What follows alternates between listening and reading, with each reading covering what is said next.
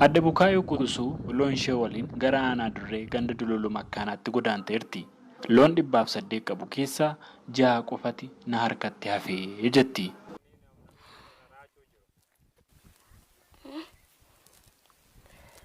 Am gandi tanaafu ani ammaan gara namni gargaraachan hin du'inilleef maqa gandi tanaas ganditee sun akka nu iyyite.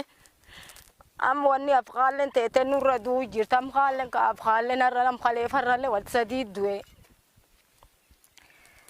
Nama kan jiru.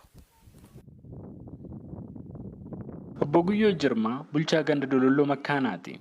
Qaar wanni yeroo booni dhufuullee akka horsiise bulaa wanni eegaana gaalaaf ree. Gaalaaf reellee nam obbaa jammaruu jirti.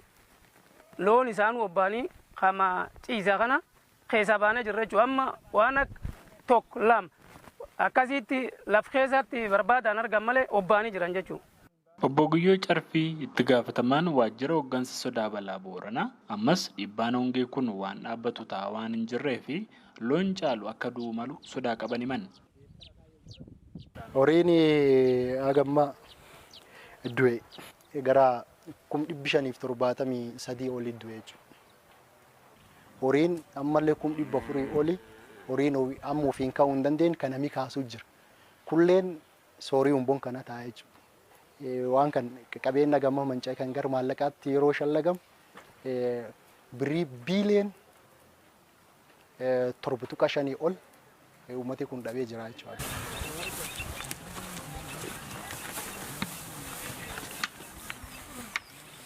Ammas horsiise bultoonni loon lubbuudhaan nuuf hafan jiraachisuun ulfaataa nutti ta'eera jedhu.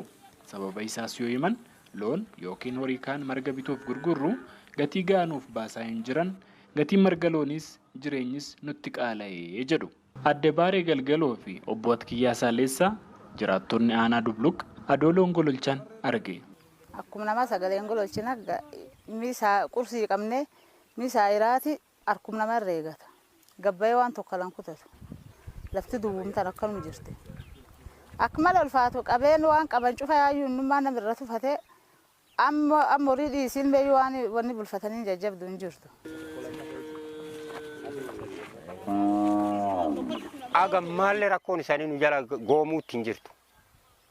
Halkan hin kaafna, guyyaatiin kaafna, kanurra du'a gagganna, hajjiraate takaan takke nu ol ka'ee cidiitti guurra, guyyaaf halkan deebinee adummisa nyaanne qursii diirama takka sooranne nuun sifooftu hin qabnu.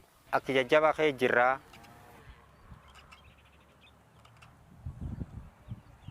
Bulchiinsi godinichaa miidhaan bonaa kan dhufuuf jiru sodaachisaadha jedha.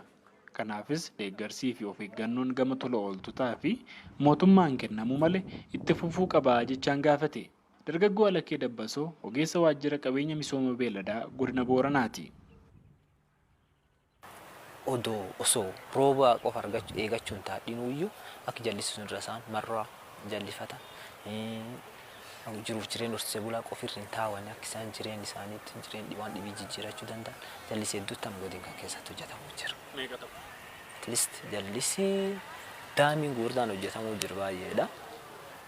Jallisiin immoo marra at least naannoo hektaaraa 10 olii hojii jalqabnee jirra.